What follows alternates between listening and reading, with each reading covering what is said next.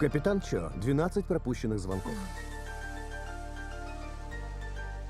Привет, кисунчик. Ну так что, мальчик или девочка?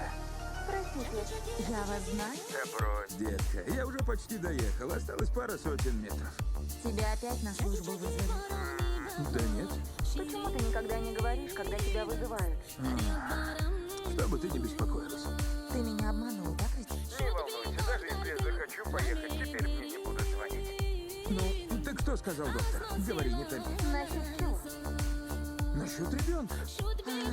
Доктор сказал мне Что? ничего тебе не говорить, потому что ты опоздал. Наглец, правда так сказал? Доктор женщина. Ты что, шутишь, да?